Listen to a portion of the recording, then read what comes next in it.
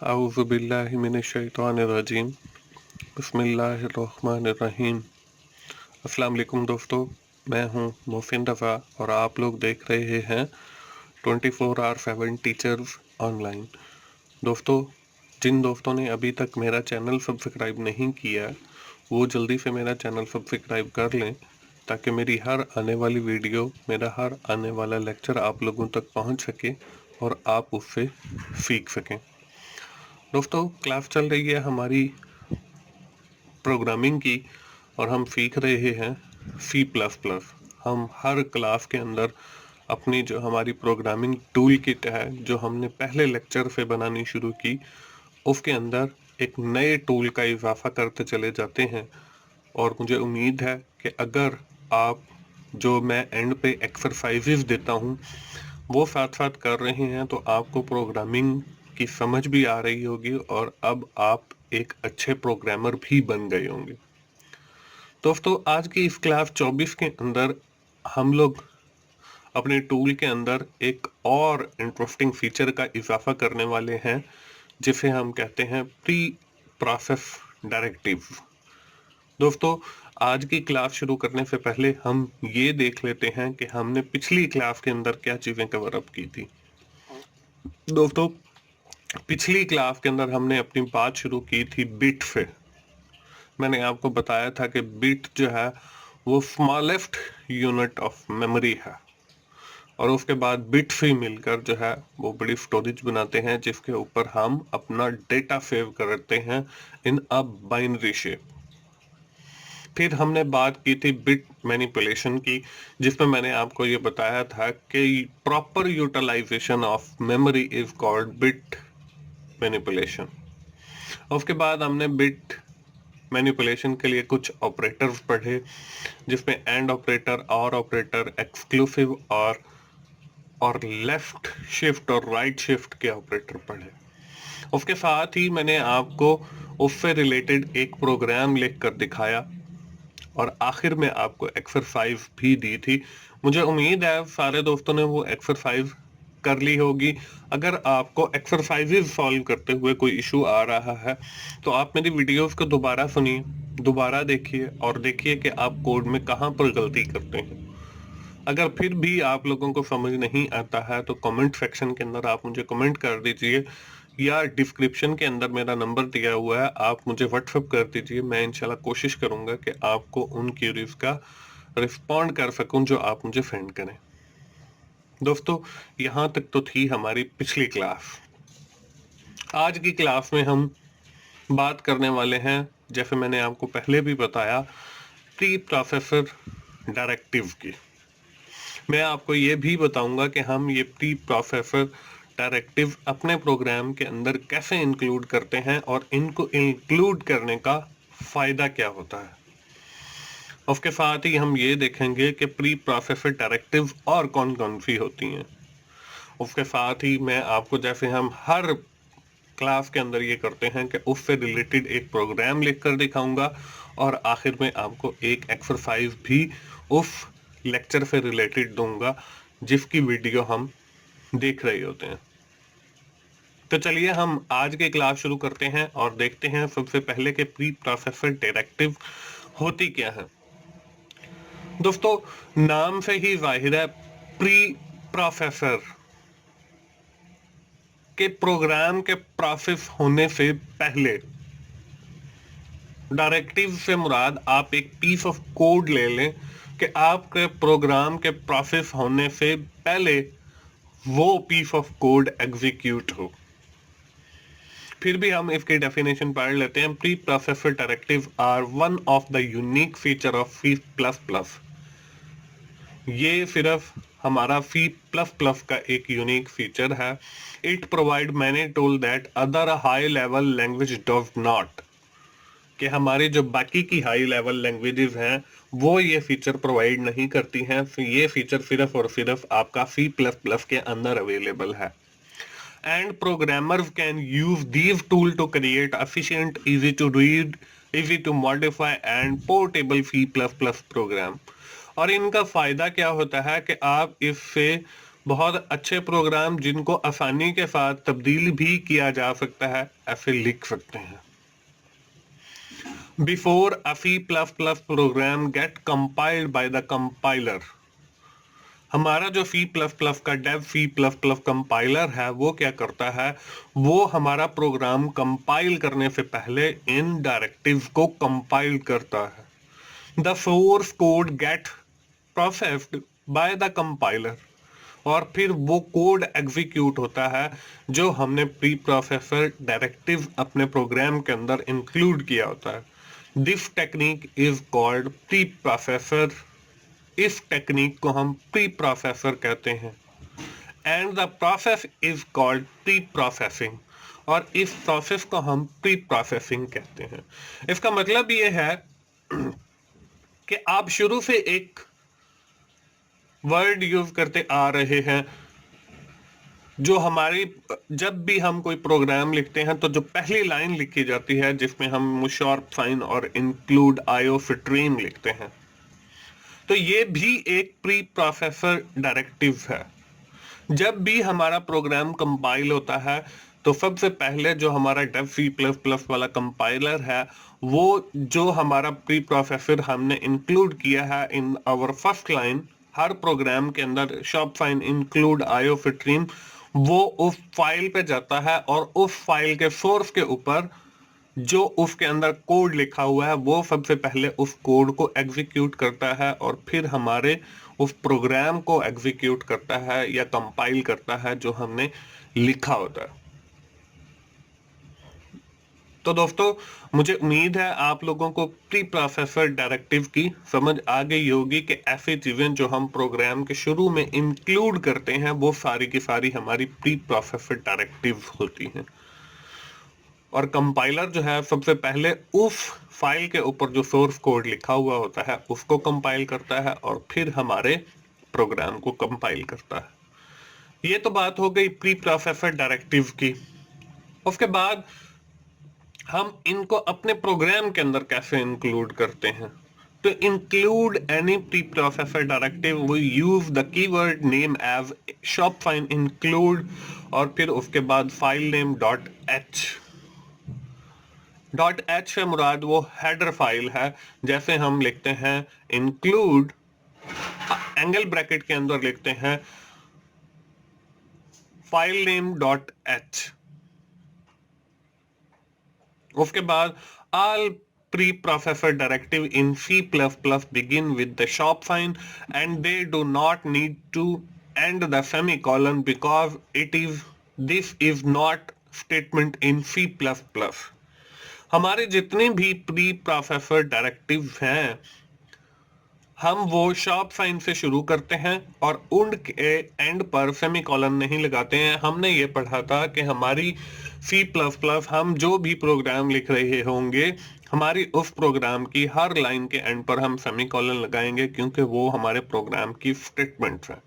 लेकिन जब हम प्री प्रोसेसर डायरेक्टिव अपने प्रोग्राम के अंदर इंक्लूड करेंगे तो उनके बाद हम शॉप साइन नहीं लगाएंगे, सेमीकोलन नहीं लगाएंगे। हम पहले दिन से प्रोग्राम्स के अंदर iostream.h लिख रहे हैं, इसका इस्तेमाल भी कर रहे हैं। ये भी एक प्री प्रोसेसर डायरेक्टिव है और हमने कभी भी इंक्लूड iostream.h के बाद सेमीकोलन नहीं लगाया है। अब आप ये देख रहे होंगे कि हम जब शॉप साइन इंक्लूड iostream लिखते हैं तो वो हम अपनी एंगल ब्रैकेट के अंदर लिखते हैं, जबकि जो मैं आपको बता रहा हूं वो ये बता रहा हूं कि sharp sign include inverted commas के अंदर आपने फाइल नेम .h लिखना है। इसमें भी फर्क है दोस्तों। जब आप लिखेंगे शॉप साइन इंक्लूड और एंगल ब्रैकेट के अंदर फाइल का नाम और .h लगाएंगे तो इसका मतलब ये है कि आपकी जो एग्जिस्टिंग डायरेक्टरी है जिसके ऊपर आपका C++ का प्रोग्राम इंस्टॉल्ड है, आप अपनी फाइल वहां पे सेव करेंगे। तो कंपाइलर जो है जब भी प्रोग्राम को कंपाइल करने लगेगा तो वो सबसे पहले उस डायरेक्टरी के अंदर जाकर देखेगा जहां पे आपका डेव C++ का प्रोग्राम इंस्टॉल होता है। लेकिन अगर आप करंट डायरेक्टरी के अंदर, मतलब आप अपना डेव सी प्लस प्लस की जो प्रोग्राम की डायरेक्टरी है वहां पे अपनी फाइल सेव नहीं करते, बल्कि आप अपनी फाइल जहां पे आपने जो प्रोग्राम वाली फाइल है वो सेव की है, मतलब डी ड्राइव के अंदर सेव की, आपने डेस्कटॉप पे सेव की है, तो फिर आप एंगल ब्रैकेट्स का इस्तेमाल नहीं करेंगे, बल्कि फिर आप लिखेंगे इंक्लूड और उसके बाद आप इन्वर्टेड कॉमास के अंदर उस फाइल का नाम लिखेंगे और एंगल ब्रैकेट का इस्तेमाल नहीं करेंगे। एंगल ब्रैकेट सिर्फ हमने दोस्तों वहां पे लगानी है जब आपकी फाइल जो है वो डेव सी प्लस प्लस जहां पे इंस्टॉल है वहां पे उस लाइब्रेरी के अंदर आपकी अगर फाइल पड़ी है तो फिर आपने एंगल ब्रैकेट्स का लगाना है इस्तेमाल, वरना आपने एंगल ब्रैकेट्स की जगह पे इन्वर्टेड कॉमास के अंदर अगर आप फाइल का नाम लिखेंगे तो फिर कंपाइलर जो है आपकी करंट डायरेक्टरी के ऊपर जाएगा और वहां पे देखेगा कि वो फाइल मौजूद है या नहीं है। ये तो बात हो गई हमारी कि हम अपने प्री प्रोसेसर डायरेक्टिव को अपने प्रोग्राम्स के अंदर कैसे इंक्लूड करेंगे। दोस्तों आगे चलते हैं और आगे देखते हैं कि हमारे पास कुछ और भी प्री प्रोसेसर डायरेक्टिव हैं जो हम अपने प्रोग्राम के अंदर इंक्लूड कर सकते हैं। उसमें सबसे पहला आपको स्क्रीन पर नजर आ रहा है शॉप फाइन इंक्लूड और फिर एंगल ब्रैकेट के अंदर फाइल नेम, जैसे हम कोनियो डॉट एच की फाइल हम यूज करते रहे हैं, स्टैंडर्ड लाइब्रेरी डॉट एच की फाइल यूज करते रहे हैं। इसी तरह दूसरा आपको शॉप फाइन include file name inverted commas के अंदर लिखा हुआ नजर आ रहा है। अगर आप अपनी कोई प्री प्रोसेसर डायरेक्टिव बनाते हैं तो आप उसको डॉट एच के नाम से सेव करें और फिर आप इन्वर्टेड कॉमास के अंदर फाइल नेम डॉट एच लिखेंगे तो वो भी आपकी उस प्रोग्राम के अंदर इंक्लूड हो जाएगी। उसके बाद शॉप फाइन डिफाइन नजर आ रहा है, shop fine undefine, shop fine error नजर आ रहा है, शॉप फाइन लाइन नजर आ रहा है। तो ये सारी प्री प्रोसेसर डायरेक्टिव भी आप अपने प्रोग्राम में यूज कर सकते हैं। इसी तरह आपको इफ डिफाइन नजर आ रहा है, इफ एंड नॉट डिफाइन नजर आ रहा है, शॉप फाइन इफ नजर आ रहा है, शॉप फाइन एल्स नजर आ रहा है, shop fine if else if नजर आ रहा है, उसके बाद शॉप फाइन एंड इफ नजर आ रहा है। इसके अलावा और भी प्री प्रोसेसर डायरेक्टिव हो सकते हैं। दोस्तों मुझे उम्मीद है आप लोगों को प्री प्रोसेसर डायरेक्टिव की समझ आ गई होगी। अब चलते हैं हम अपने सैंपल प्रोग्राम की तरफ, जिसमें मैं आपको बताऊंगा कि प्री प्रोसेसर डायरेक्टिव हम लोग वो फाइल्स कैसे बनाते हैं और फिर उन फाइल्स को हम अपने प्रोग्राम के अंदर कैसे इंक्लूड करते हैं। तो उसके लिए सैंपल प्रोग्राम आपके सामने स्क्रीन के ऊपर है। Write a C plus plus program in which you have to create a header file named as teachersonline.h। आपने टीचर्स ऑनलाइन डॉट एच के नाम से एक फाइल बनानी है and save it on desktop, और फिर आपने उसको सेव करना है डेस्कटॉप के ऊपर। In this file you have to write a function for addition and subtraction.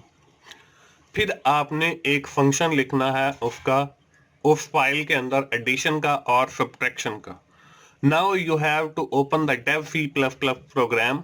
आपने सी प्लस प्लस का प्रोग्राम ओपन करना है and include the created file in it, और फिर आपने जो टीचर्स ऑनलाइन वाली फाइल एक बनाई है उसको अपने प्रोग्राम के अंदर इंक्लूड करना है।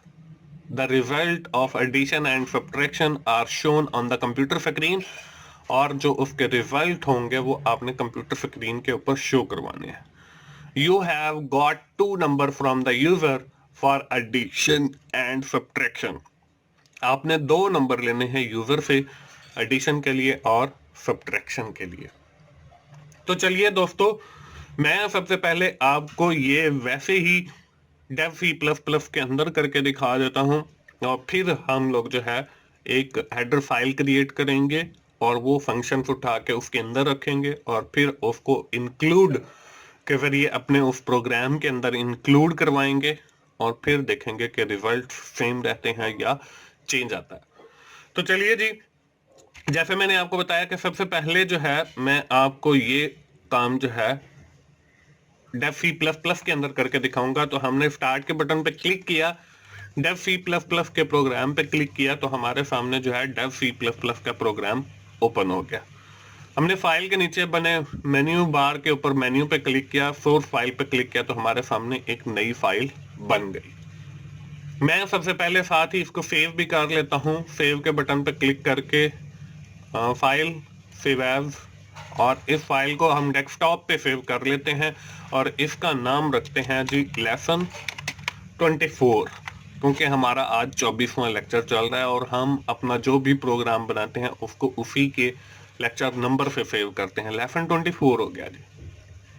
हम अपना प्रोग्राम शुरू करते हैं और यहाँ पे देखें शुरू में इंक्लूड, और वही हम अपना प्री प्रोसेसर डायरेक्टिव जो हम पहले दिन से लिखते आ रहे हैं वो है IO स्ट्रीम, ये हमने लिख ली।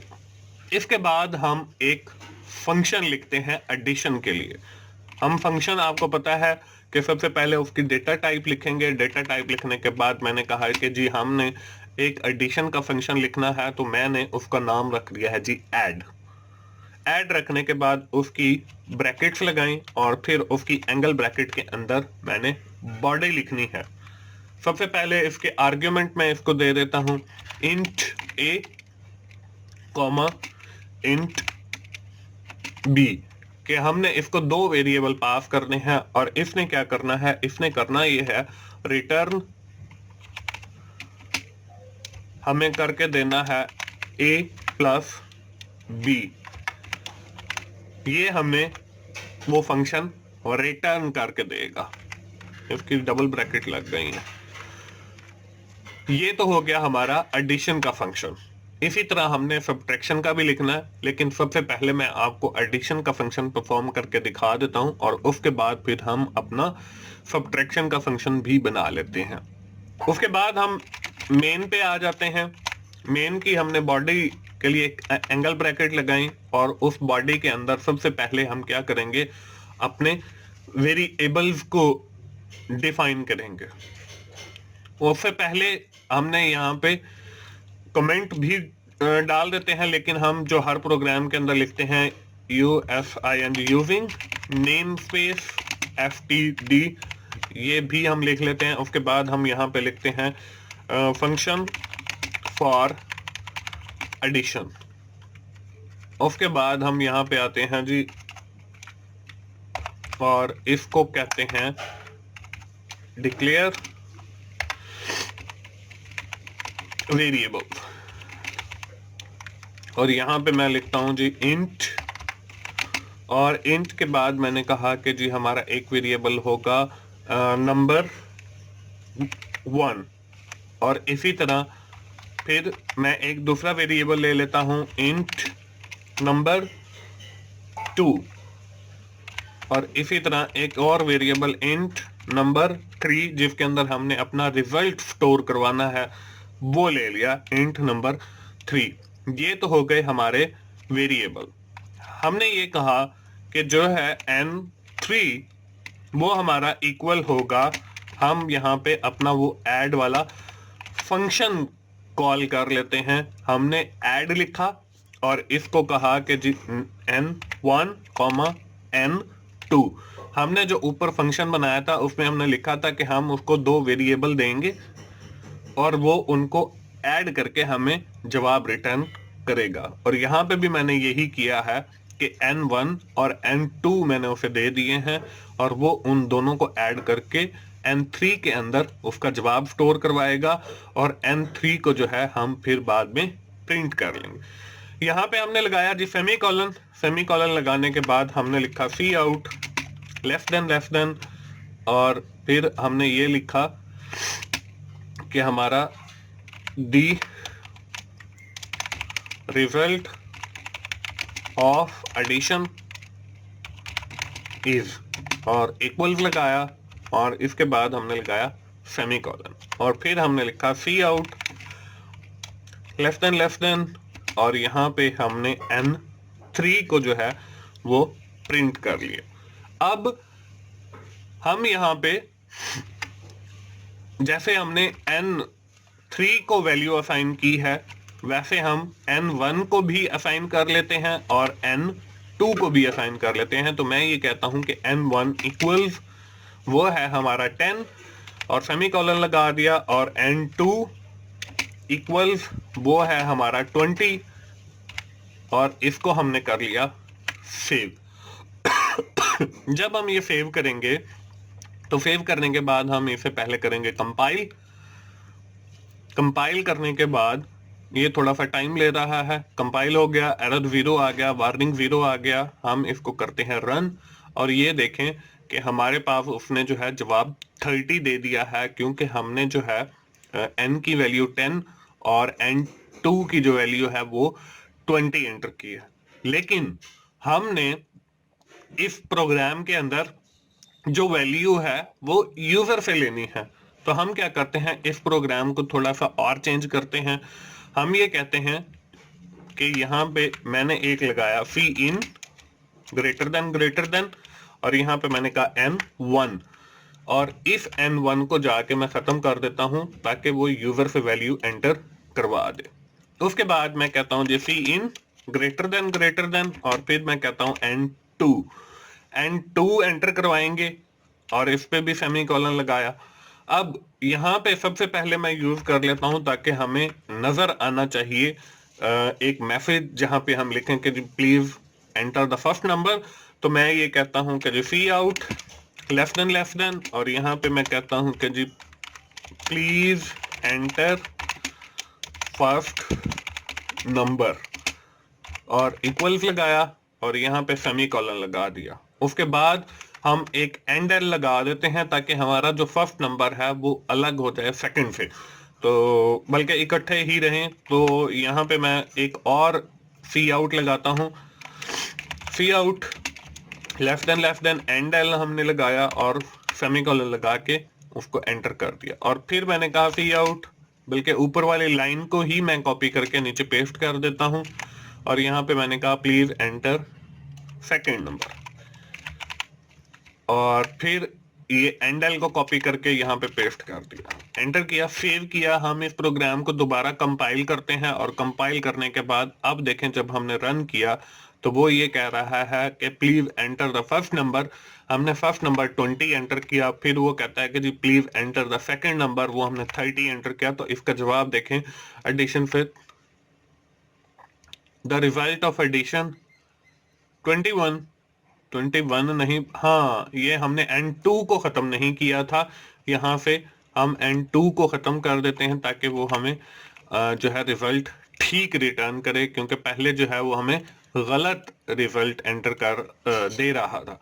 तो हम यहाँ पे इसको जाके दोबारा सेव किया, कंपाइल किया। कंपाइल करने के बाद हमने इसको रन किया तो वो कह रहा है कि please enter the first number, वो हमने 20 एंटर किया। एंटर द सेकंड नंबर, हमने 30 एंटर किया। अब ये देखें द रिजल्ट ऑफ एडिशन 1, यहाँ पे अभी भी कोई मसला आ रहा है, सी इन n2। हाँ ये जो स्टेटमेंट है n3 वाली, ये हम जब हमने वैल्यूज अपनी एंटर करवा ली हैं उसके बाद लिखकर चेक करते हैं। को सेव किया, सेव करने के बाद हम अपना प्रोग्राम दोबारा कंपाइल करते हैं। दोबारा कंपाइल करने के बाद हम उसको दोबारा रन करते हैं। दोबारा रन किया तो हमने कहा कि जी एंटर दी वैल्यू 10 और फिर हमने किया 15। अब यहाँ पे देखें हमारे पास जो जवाब है वो 25 आ रहा है। इसका मतलब ये है कि हमारा फंक्शन जो है वो बिल्कुल ठीक काम कर रहा है। अब हम फिर अपने प्रोग्राम की तरफ वापस आते हैं और इसके अंदर जो है हम एक और चेंजेस करते हैं, वो ये कि हम अपना सब्ट्रैक्शन का फंक्शन भी बनाते हैं। इसी फंक्शन को मैं कॉपी करता हूं, नीचे मैंने पेस्ट किया। पेस्ट करने के बाद जहां पे ऐड लिखा हुआ है वहां पे मैंने लिखा जी सब, कि ये अब सब्ट्रैक्शन करेगा। वेरिएबल वही दो रहेंगे जो मैंने उसको पास करने हैं, सिर्फ a प्लस बी की जगह पे मैं कर देता हूं जी a माइनस बी, कि आपका जो है a माइनस बी होना चाहिए। उसके बाद एंड के ऊपर मैं लिखता हूं कि जी n3 जो है अब वो होगा n3 और यहाँ पे सब के फंक्शन को कॉल कर देता हूं कि वो अब सब के फंक्शन को कॉल करेगा। और नीचे मैं यहां पे एक एंडल लगा देता हूं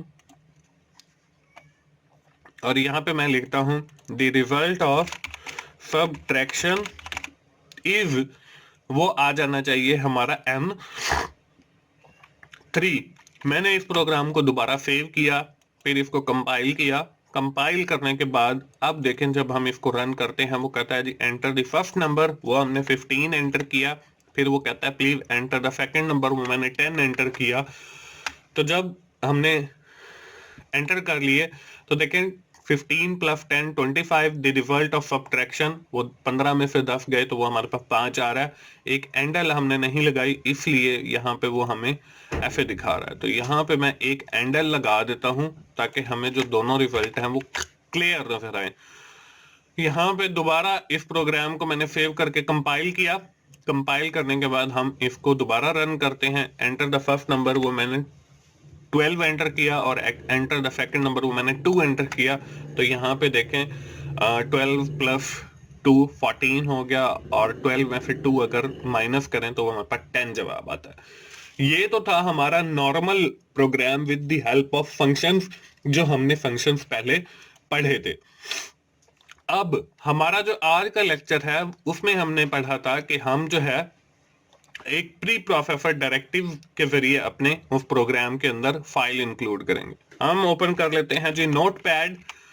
नोटपैड हमने ओपन किया और ये जो ऊपर आपको दो फंक्शन मैंने लिखकर दिखाए थे, इन दोनों फंक्शंस को मैं करता हूं यहां से कट, और मैं इन को नोटपैड की जो हमने फाइल ओपन की है यहां पे कर देता हूं पेस्ट।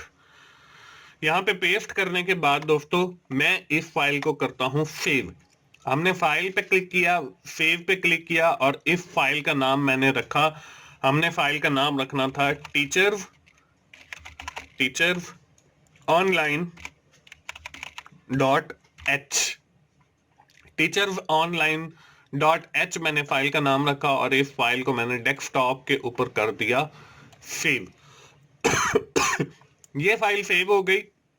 अब हम क्या करेंगे, अब हम अपने प्रोग्राम के अंदर वो जो हमने प्री प्रोसेसर डायरेक्टिव का कॉन्सेप्ट पढ़ा है, मैं इस कमेंट को डिलीट कर देता हूं और यहां पे मैं वही यूज करता हूं शॉप फाइन इंक्लूड, बल्कि ये यूजिंग नेम स्पेस के पहले हमने लगाना है। तो इसलिए यहाँ पे मैं एंटर करता हूं और यहाँ पे मैं कमेंट डाल देता हूं कि जी प्री प्रोसेस डायरेक्टिव और यहाँ पे हम वो फाइल इंक्लूड कर लेते हैं जो हमने बनाई है इंक्लूड, और हमने फाइल जो है वो बनाई है टीचर्स ऑनलाइन के नाम से डॉट एच के नाम से। यहाँ पे देखें मैं इन्वर्टेड कॉमास के अंदर जो है उस फाइल का नाम लिखता हूँ teachers TEACHERF teachers online dot H. हमने ये फाइल बनाई है और मैंने आपको ये बताया था कि हम अपनी इस जो प्री प्रोसेसर डायरेक्टिव हैं जितनी भी हैं उनके बाद सेमीकोलन नहीं लगाते, तो इसलिए हम इसके बाद भी सेमीकोलन नहीं लगाएंगे। और इनको इन्वर्टेड कॉमास के अंदर लिखने का मकसद भी मैंने आपको बताया था, वो ये बताया था कि अब हमारा जो सी का कंपाइलर है वो ये देखेगा कि हमारे इस प्रोग्राम की जो फाइल है जहां पे सेव है वो वहां पे जाएगा और उस फाइल को तलाश करके इस प्रोग्राम के अंदर इंक्लूड कर देगा। अगर हम यहाँ पे इन्वर्टेड कॉमास की बजाय एंगल ब्रैकेट्स लगाते तो वो फिर हमारा कंपाइलर जो है वो जहां पे हमारा Dev C plus plus install है उसकी लाइब्रेरी में जाता, उस फोल्डर में जाके वहां पे ये फाइल को लोकेट करता और फिर इस प्रोग्राम के अंदर इंक्लूड करता। तो मुझे उम्मीद है कि आप लोगों को इन्वर्टेड कॉमास के अंदर लिखने का और एंगल ब्रैकेट्स के अंदर लिखने का भी पता चल गया होगा। दोस्तों हमने यहाँ पे अपनी फाइल का नाम लिखा इन्वर्टेड कॉमास के अंदर और इस प्रोग्राम को मैंने किया सेव।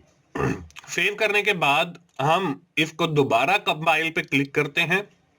दोबारा कंपाइल पे क्लिक करने पे थोड़ा सा टाइम लेगा क्योंकि उसने फाइल भी लोकेट करनी है। ये कंपाइल हो गया है, हम इसको करते हैं दोबारा रन।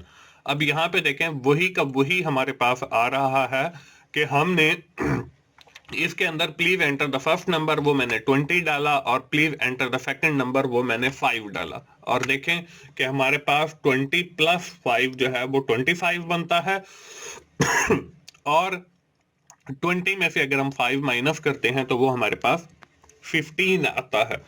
तो दोस्तों देखिए, सबसे पहले उसने वो टीचर्स ऑनलाइन डॉट एच वाली फाइल के अंदर जो कोड पड़ा है उसको एग्जीक्यूट किया। उसके अंदर हमारे वो फंक्शंस पड़े हुए हैं एडिशन का और सब्ट्रैक्शन का। और फिर यहाँ पे उसने ये जो हमने पीस ऑफ कोड लिखा है इसको कॉल करके हमें आउटपुट जो है वो स्क्रीन के ऊपर इस शेप के अंदर दिखा दी है। दोस्तों, ये थी हमारी आज की क्लास। मुझे उम्मीद है आप लोगों को प्री प्रोसेसर डायरेक्टिव का आइडिया हो गया होगा। तो चलते हैं जी हर लेक्चर की तरह अपनी एक्सरसाइज की तरफ। एक्सरसाइज में आपने क्या करना है? Write a C++ program in which you have to create a header file. आपने एक हेडर फाइल क्रिएट करनी है and save it on the current working directory folder. और जहां पे आपने अपने प्रोग्राम की फाइल सेव की है वहां पे आपने उसको सेव करना है। In this file, you have to write a functions to program to perform the arithmetic operation. आपने उसके अंदर फंक्शंस लिखने हैं डिफरेंट अरिथमेटिक ऑपरेशंस परफॉर्म करने के। उसमें एडिशन है, सब्ट्रैक्शन है, मल्टीप्लिकेशन है और डिवीजन है। दोस्तों, एडिशन और सब्ट्रैक्शन तो मैंने करके दिखा दिया है। आप बाकी के जो उसके बचते हैं उसमें मल्टीप्लिकेशन है और डिवीजन है, मॉड्यूलस का भी है, तो आप उनके फंक्शन उसके अंदर लिखिए। Now include the created file into your Dev C++ program. और फिर आपने उस फाइल को अपने उस प्रोग्राम के अंदर इंक्लूड करना है। The result of arithmetic operation are shown on the computer screen. आपके जो रिजल्ट्स हैं वो कंप्यूटर स्क्रीन के ऊपर शो होने चाहिए।